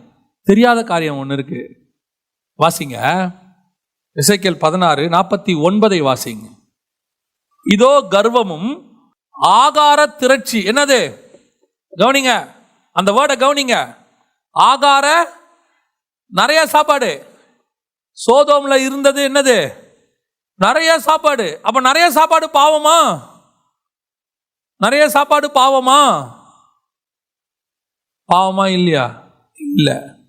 நிறைய சாப்பாடு எப்படி பாவமாகும்? கர்த்தர் தான் சொல்றாரு, உன் தேசத்தை நான் ஆசீர்வதித்து உனக்கு நீ 100 அத்தனையான பலனை கொடுக்கும். ரெகோபோத்துல சொல்றேன். அப்ப ஆசீர்வாதம், அந்த பலன் கொடுக்கிறது ஆகார திரட்சி பாவமா? இல்ல, ஆகார திரட்சி பாவம் இல்ல. உங்க வீட்டில் டேபிள் மேல நல்ல சாப்பாடு இருக்கிறது பாவம் இல்ல. ஒரு மூட்டை அரிசி இருக்கிறது பாவம் இல்ல. தொடர்ந்து வாசிங்க. ஆகார திரட்சியும் நிர்விசாரமான சாங்கோபாகமும் ஆகிய இவைகளே உன் சகோதரியான சோதோமின் அக்கிரமம். இவைகளே அவளிடத்திலும் அவள் குமார்த்திகளிடத்திலும் இருந்தன. சிறுமையும் எளிமையும் மாணவனுடைய கையை அவள் பலப்படுத்தவில்லை. அவங்களுடைய கைகளை என்ன செய்யல? பலப்படுத்தல. உங்ககிட்ட ஆகார திரட்சி இருக்கிறது தப்பு இல்லப்பா. ஆனா உன் பக்கத்துல ஒரு சாப்பாடு எல்லாம் ஒருத்தன் உட்காந்துருக்கான் பாரு, அவனை நீ நினைக்கல, அதுதான் பாவம். ஆண்டவர் எதுக்கு உனக்கு நிறைய கொடுக்கிறாரு? உனக்கு, உன் பிள்ளைகளுக்கு, பிள்ளைகளின் பிள்ளைகளுக்கு 4 தலைமுறைக்கு சொத்து சேர்த்து பானையில போட்டு புதையெல்லாம் பூமி கடியில புதைச்சிட்டு போறதுக்கு இல்ல. அந்த காலத்துல அதான் செய்வாங்க. அப்படியே புதைச்சி பானையில போட்டு ஒரு பெட்டியில போட்டு, ட்ரங்க் பெட்டியில போட்டு மண்ணு கடையில புதைச்சிட்டு சாகும் போது மூச்சு நிற்கும் போது கூப்பிட்டு சொல்றது, ஒரு புதையல் வச்சிருக்க பின்னாடி தோட்டத்துல தோண்டி எடுத்துக்கணும். நம்ம நினைச்சுக்கிறோம் 3 தலைமுறைக்கு 4 தலைமுறைக்கு. இந்த தலைமுறையில உன் பக்கத்துல ஒருத்தன் சாப்பிடாம இருக்கான்ல, நீ அவனுக்கு கொடுக்கல, அவனுக்கு ட்ரெஸ் வாங்கி கொடுக்கல. ட்ரெஸ் இல்லாதவனுக்கு சொல்றேன், சிலது இருக்கிறவனுக்கே செய்யும், அது வேற ஒரு டிக்கெட் இருக்கு. இது எப்படி தெரியுமா? இருக்கிறவனுக்கே கொண்டு போய் கொடுத்துக்கிட்டே இருக்கும். ஏன்? அவங்க எதை திருப்பி தருவாங்க. பிரதிபலன் எதிர்பார்த்து செய்யற ஒரு கும்பல் இருக்கு. இவ்வளோ செய்யறோம், ஒரு நாள் நமக்கு திருப்பி செய்யாமையா போயிடுவாங்க. செய்யலன்னு வச்சுக்கோங்க, ஒரு நாள் பேச்சு வரும், எவ்வளோ செஞ்சேன்னு தெரியுமா, எவ்வளோ கொடுத்தேன்னு தெரியுமா, ஈவிரக்கமே இல்லாம ஒன்னும் கொடுக்காம போயிருச்சு, அட்லீஸ்ட் ஒரு கம்மலாவது கொடுத்துருக்கலாம். நீ யாருக்கு செய்யற? பிரதிபலனை எதிர்பார்த்து செய்யற, அது பிரயோஜனம் இல்லை. அதுல ஒரு பிரயோஜனமும் இல்லை. ஏன்னா உங்ககிட்ட உதவி வாங்குற வேணா உன் உதவியை பார்ப்பான், ஆனா நீ செய்யறத கர்த்தர் பார்த்துக்கிட்டு இருக்காரு. எதுக்கு செய்யறேன்னு பார்க்கறாரு. பிரதிபலன் எதிர்பார்த்து செய்யறியா? அதுக்கு தான் எளியவனுக்கு. ஏன்னா அவன் திருப்பி செய்ய முடியாது பாரு. அவன் திருப்பி செய்ய முடியாதவனுக்கு தான் நீங்க செய்யணும். ஏன்? அங்கதான் உங்களுக்கு பிரதிபலனே இருக்காது. நீங்க யோசிச்சு பாருங்க, நம்ம ரோட்ல நிற்கும் போது இந்த இதுல சிக்னல்ல யாராவது கேட்குறாங்க, போட்டுட்டு நினைக்கிறீங்களா எப்படியா இருந்தாலும் இவன் பணக்காரனாகி ஒரு நாள் நான் வரும்போது கதவை தட்டி திருப்பி கொடுப்பான்னு? அன்னையோட அவர் என்ன செஞ்சிடறோம்? அந்த செகண்டோட மறந்துடுறோம், அவ்வளோதான், முடிஞ்சிருச்சு. இதுதான் பிரதிபலன் எதிர்பார்க்காம செய்யறது. இது உன் சகோதரனுக்கும் செய்யணும். சபையில் இருக்கிறவங்களும் பார்க்கணும். யாராவது உங்களை கேட்பாங்கன்னு வெயிட் பண்ணாதீங்க. அதனால உட்காந்து தேடவும் செய்யாதீங்க. யார் யாரெல்லாம் காசு ரொம்ப கம்மியாக இருக்கீங்க, அது இல்லை. உனக்கு தெரிய வந்தால் ஒருத்தர் சாப்பாடு இல்லாமல் தோணுது, பிள்ளைக்கு ஃபீஸ் படி இல்லாமல் தோணுது அப்படின்னா இதில் ஒன்றுமே அவசியமே இல்லை. என்கிட்ட இருக்கா, இந்தா வச்சுக்க, அவ்வளோதான். என் பிள்ளைக்கு ஃபீஸ் கட்டிட்டேன், உன் பிள்ளைக்கு ஃபீஸ் கட்டுறதுக்கு இந்தா, முடிஞ்சிச்சு. அதுதான் சொல்கிறேன், கடன் வாங்கி செஞ்சிடாதீங்க. அதையும் சொல்கிறேன். இன்னொரு குரூப் இருக்கு, இவனுக்கு பயங்கரமான இறக்க சுபாவம். எங்கேயாவது கையெழுத்து போட்டு கடனை வாங்கி இங்கே செஞ்சிருவான். அப்புறம் இங்கே பார்த்தா இவர் வீட்டில் கடன்காரன் நின்றுட்டு இருப்பாங்க. அன்னைக்கு ஒருத்தர் எங்கிட்ட சொல்கிறார், 3 லட்ச ரூபாய் கடன் ஆகி போச்சு. ஏன்னு கேட்டேன். அதில் ஒன்று கூட நான் வாங்கலை பாஸ்டர். என்ன பண்ணீங்க? ஃப்ரெண்ட்ஸுக்கெல்லாம் கையெழுத்து போட்டேன். அப்போ அனுபவிங்க. இறக்க சுபாவம் இருக்கணும். இயேசுநாதர் தெளிவாக சொல்றாரு, புறாக்களை போல கபடற்றவர்களாய் இருங்கள், சர்வத்தை போல வினா உள்ளவர்களாயும் இருங்கள். சாப்பாடு இல்லாதவனுக்கு சாப்பாடு கொடுங்க, தப்பு கிடையாது. ட்ரெஸ் இல்லாதவனுக்கு ட்ரெஸ் கொடுங்க. வியாதியாஸ்தான விசாரிங்க. அதுக்காக ஒருத்தன் வீடு கட்டுறதுக்கு போய் நீங்க கூட என்ன செய்யாதீங்க, HDFC பேங்க்ல கையெழுத்து போடாதீங்க. நான் அவர் ஆவிக்குரியவர் நினைச்சு தான் போட்டேன். ஆண்டவர் அப்படிலாம் இங்க சொல்லல. அதெல்லாம் ஆண்டவர் இறக்கமா சொல்லல. இது ஒரு மிக முக்கியமான சுபாவம். இன்னைக்கு கடைசி காலத்துல அன்பு தனிஞ்சு போச்சு சபையில. சக சகோதரனை பார்க்குறோம், சக ஊழியக்காரனை பார்க்குறோம். சிலர்லாம் நம்மகிட்ட இருக்கிற இந்த இறக்க சுபாவத்தை யூஸ் பண்ணி நம்மகிட்ட காசு வாங்கவே வருவான். ஒரு குரூப் இருக்கு. எதுக்கு சொல்றேன்? அதுலேயும் கொஞ்சம் ஜாக்கிரதையாக இருந்துங்க. நம்ம ஏழை எளியவர்களுக்கு உதவி செய்யணும்னா நம்முடைய இறக்க சுபாவத்தை மிஸ்யூஸ் பண்ணுறவங்களும் நிறைய பேர் இருக்காங்க. இன்னைக்கு எக்கச்சக்கமாக இருக்காங்க. உடனே அவன் அழுவான் பாருங்க, நமக்கே கல் மனமும் உருகிருன்ற மாதிரி, கரைஞ்சிருன்ற மாதிரி அப்படிலாம் பேசுவான். நல்லா விசாரிச்சுக்கோங்க. ஆனால் ஒருத்தன் உண்மையிலேயே கஷ்டப்படுறான்னு தெரிஞ்சால் என்ன செய்யாதீங்க, உதவி செய்யாமல் இருக்காதீங்க. ஆண்டவருக்கு அது பிடிக்காது. உங்ககிட்ட இருந்து சொல்கிறேன், கடன் வாங்கி செய்ய வேண்டிய அவசியம் இல்லை. ஆண்டவர் சொல்றாரு, இது ஒரு வகையான ஆயத்தம். அவர் சொல்றாரு, நான் வரும்பொழுது நீ கொடுத்து, உங்ககிட்ட இருக்கிறத நீ கொடுத்து, அது ஒரு வகையான ஆயத்தம்ங்கிறார். கொடு அவனுக்கு. உனக்கு இன்னைக்கு நான் கொடுத்துருக்கிறேன், நாளைக்கு நான் உனக்கு தருவேன். நீ நாளைக்கு ஒரேதை வச்சுக்கிட்டு இன்னைக்கு ஒருத்தனுக்கு தேவை இருக்கும்போது கொடுக்காம இருக்காத. என்ன தேவையோ, சாப்பாடோ ட்ரெஸ்ஸோ, ஒரு வியாதியஸ்தனோ, அவனை சந்திக்கிற, அவனை போஷிக்கிற பொறுப்பு நம்ம கையில் இருக்கு. நாம தேவனுடைய சாயலாய் அழைக்கப்பட்டவர்கள். நான் சொல்றது உங்களுக்கு புரியுதா? முடிஞ்ச உதவியை ஏழைகளுக்கு செய்யுங்க. இது ஒரு வகையான, செய்யாவிட்டால் அது ஒரு வகையான பாவம். திருப்பியும் சொல்றேன், அதுக்கு தகுதியானவங்களுக்கு செய்யுங்க, விசாரிச்சுக்கிட்டு செய்யுங்க. அதுல எந்த, ஏன்னா இப்போ முந்தி அதான் சொல்வேன், முந்தியெல்லாம் 11 சீஷன் ஒரு யூதாஸ், இப்போ 11 யூதாஸ் ஒரு சீஷன் தான் இருக்கான். இப்போ நமக்கு பிரச்சனை அது, இன்னைக்கு உள்ள சூழ்நிலை அது. அதனால கொஞ்சம் இறக்க சுபாவமா இருந்தாலும் என்ன செய்யுங்க, விசாரிச்சுக்கோங்க, அவங்களுக்கு உதவி செய்யுங்க. அதை கர்த்தர் சொல்றாரு, எனக்கே செய்தீர்கள். இதுதான் ஆயத்தம். இதோட கடைசி லைன் என்னன்னு கேட்டீங்கன்னா, கர்த்தர் வரும்போது நீங்கள் எல்லாருக்கும் கொடுத்துருந்தீங்கன்னா எல்லாம் சரியா இருக்கும். உங்ககிட்டயும் ரொம்ப எக்ஸஸா இருக்காது, அவங்ககிட்டயும் இல்லாம இருக்காது. நம்ம எல்லாம் ஒரே சகோதரராக ஒருமித்து இருப்போம். அதை தான் கர்த்தர் விரும்புறார். இப்போ நீங்கள் ஃப்ளைட்டில் போகும்போது பார்த்தீங்கன்னா உங்களுடைய வெயிட் எல்லாம் கீழே வாங்கிடுவாங்க. எங்கே? நீங்கள் பேக்கேஜ் கொடுக்குற இடத்துல. அப்புறம் நீங்கள் கையில் பேக் மட்டும் ஒன்று அலோவ் பண்ணுவாங்க. அந்த பேக்கையும் நீங்கள் ஃப்ளைட்டுக்குள்ளே போயிட்டீங்கன்னா வாங்கி என்ன பண்ணிடுவாங்க, தலைக்கு மேலே ஒரு இடத்துல வச்சுருவாங்க.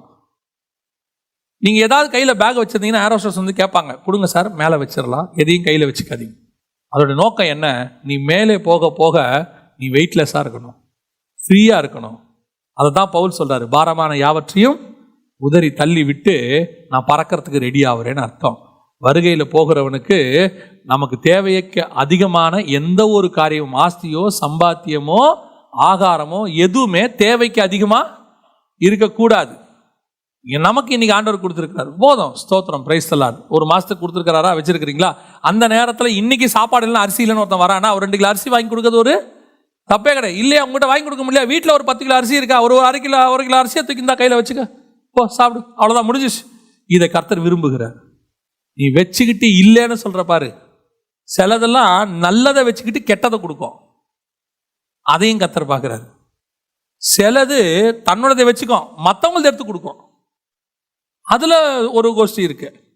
என்ன தவிர எனக்கு வேற ஒன்றும் இல்லை, ஏதாவது வந்தா உங்களுக்கு தரேன், வந்தா தரேன் அப்படின்னா என்ன அர்த்தம்? எங்கிட்ட இருக்கிறத தரமாட்டேன்னு அர்த்தம். எல்லாத்தையும் யார் பார்க்குறா? ஆண்டவர் பார்க்குறாரு. எதை கொடுக்கணும், எதை கொடுக்கக்கூடாது உங்களுக்கு தெரியணும். யாருக்கு கொடுக்கணும், யாருக்கு கொடுக்கணும். ஆனால் ஒருத்தனுக்கு இல்லைன்னு தெரிஞ்சா, சாப்பாட்டுக்கோ வஸ்திரமோ அல்லது மருத்துவ உதவியோ, என்ன கேட்டிங்கன்னா கொஞ்சம் எஜுகேஷனல் உதவி கூட உங்கள் பிள்ளைகளுக்கு நீங்கள் என்ன செய்யலாம். இது கர்த்தருக்கு பிரியமான காரியம். அல்லேலூயா.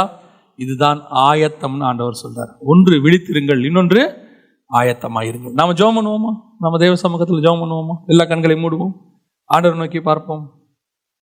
Thank you Holy Spirit. நன்றி ஆவியானவரே,